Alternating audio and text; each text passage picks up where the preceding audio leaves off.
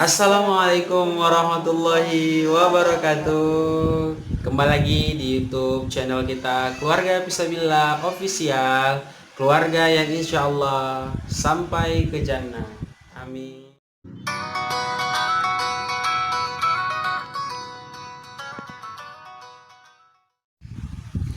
Oke teman-teman, di video kali ini kita akan coba berbagi ya ataupun sharing tentang bagaimana sih cara memilih calon pasangan hidup ya, calon pasangan hidup bukan calon pasangan yang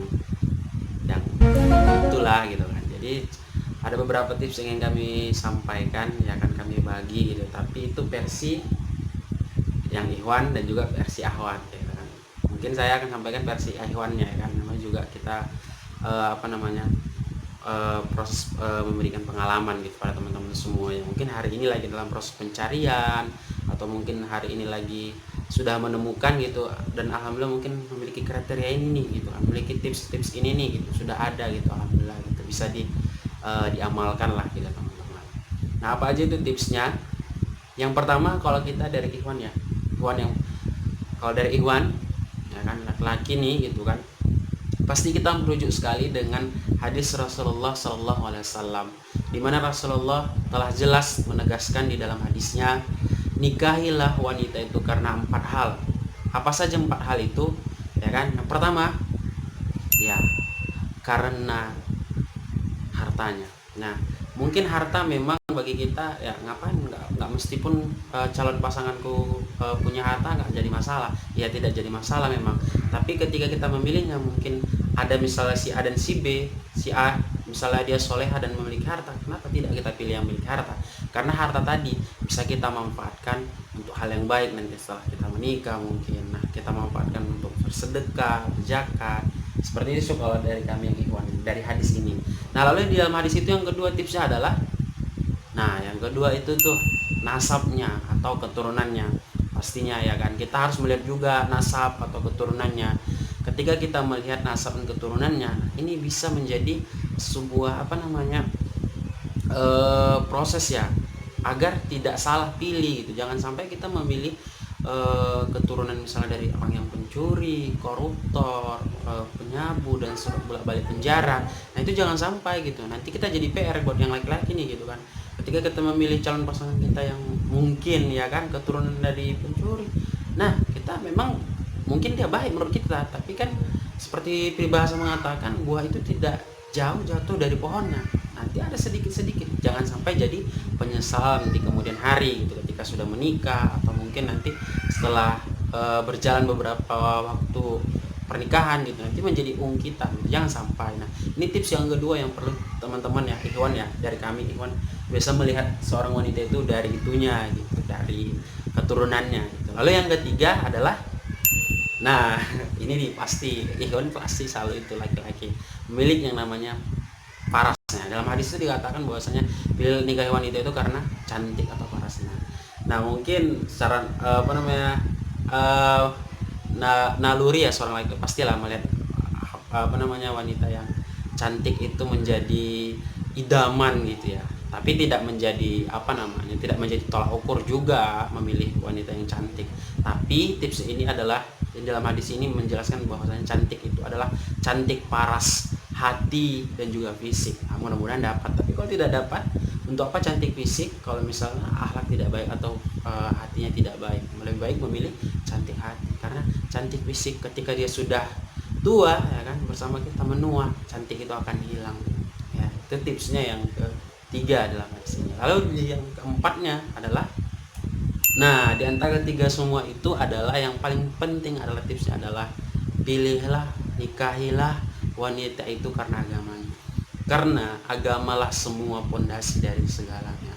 Dalam hidup kita hidup pasti merujuk kepada agama. Ketika kita memilih seorang ahwat gitu kan, atau calon pasangan hidup kita itu yang baik agamanya, insya Allah semua yang itu akan tertutupi gitu. Mungkin hartanya, nasabnya dan juga cantiknya itu akan semua tertutupi, dibungkus oleh agama yang luar biasa yang baik. Maka pilih baik agamanya. Nah, dalam hadis itu juga dikatakan bahwasanya ketika kau memilih karena agamanya, maka kau akan beruntung. Nah, itu sih tips dari Ikhwan ya kan, dari saya pribadi, dari hadis itu gitu, cuman saya jabarkan saja. Biasanya kami melihat akhwat itu seperti itu kita melihatnya gitu. Apalagi saya dulu ketika melihat beliau ya kan, masalah melihat nasabnya gitu, itu bertanya-tanya sama teman beliau gitu, teman dekat beliau, gimana sih keluarganya, berapa saudara gitu kan, apa gimana kelakuannya, baik tidak. Itu saya coba cari tahu gitu. Teman-teman juga bisa amalkan tips ini gitu dalam hadis ini. Itu sih kalau dari itu.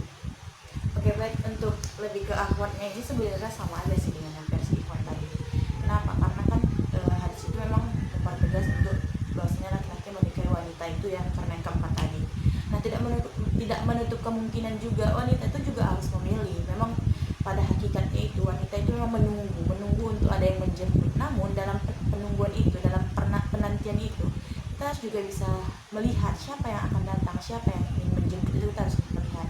Ya, yang pertama juga dari hartanya ya. Kita mau dikasih makan apa gitu. Memang rezeki semuanya dari Allah. Tapi ya syukur alhamdulillah jika ada hartanya gitu. Si laki-laki ini memiliki harta, ya alhamdulillah. Lalu yang kedua itu tadi adalah karena nasabnya, keturunannya. Ya, ini juga harus betul-betul diperhatikan karena anak kita nanti juga akan menjadi sebuah keturunan dari nasab-nasab sebelumnya gitu.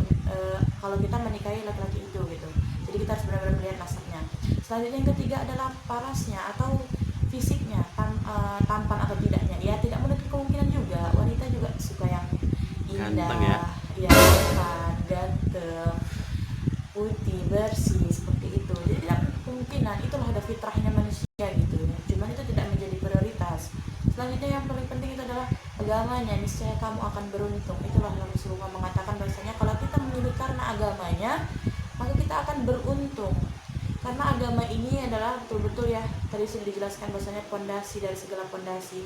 Karena ibaratnya begini, kalau dia sudah agamanya kuat, imannya kokoh, saat cinta itu luntur, yang tersisa adalah imannya, maka imannya akan memupuk kembali rasa cinta itu sampai ya akhir menutup mata gitu. Jadi ketika ada masalah, ketika ada ya namanya bumbu-bumbu rumah tangga, agama tadi itulah yang berperan untuk mengendalikan antara keduanya gitu. Jadi ada sanggahan. Jadi yang paling penting adalah agamanya.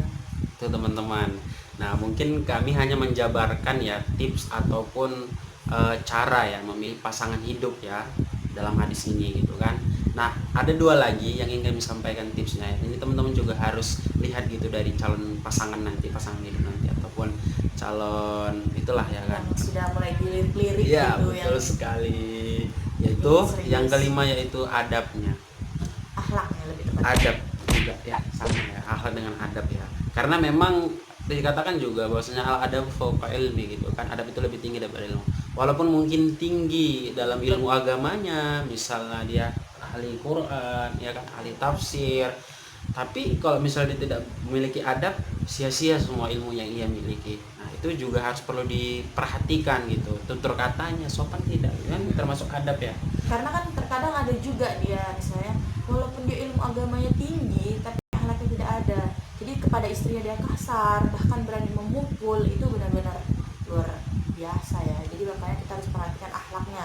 Kita selidiki betul-betul sebelum kita memilih dia. Makanya kan dalam proses menuju pernikahan itu kan ada jenjang waktu. Maka di situ kita untuk memutuskan untuk kita siap untuk kita menerima khidbahnya, maka kita terlebih dahulu harus menyelidiki bagaimana akhlaknya, karena kita akan menjalani hidup rumah tangga seumur hidup, bukan sekali atau dua kali,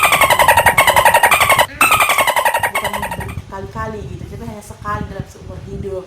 Betul sekali. Nah, yang terakhir tipsnya adalah kebersihannya. Ya, ini juga salah satu prioritas juga ya, karena kebersihan itu adalah sebagian dari iman. An-nazafatu minal iman. Lihat coba kebersihannya. Apakah dia bisa menjaga dirinya? Itu bisa terlihat dari penampilannya gitu. Nah, itu teman-teman bisa lah nanti lihat ya kan tips ini gitu kan, mudah-mudahan itu bisa diamalkan gitu kan dalam proses pencarian atau yang sudah menemukan.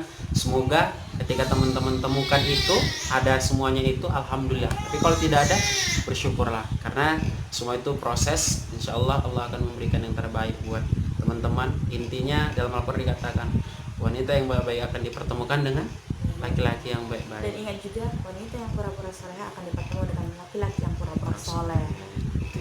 Itu sih tips dari kita teman-teman, semoga bermanfaat. Terima kasih telah menyaksikan video ini dari awal hingga akhir, semoga bermanfaat. Sekali lagi, mungkin ada yang memiliki tambahan atau memberikan sedikit tanggapan, bila bisa di komentar di bawah ini ya kan.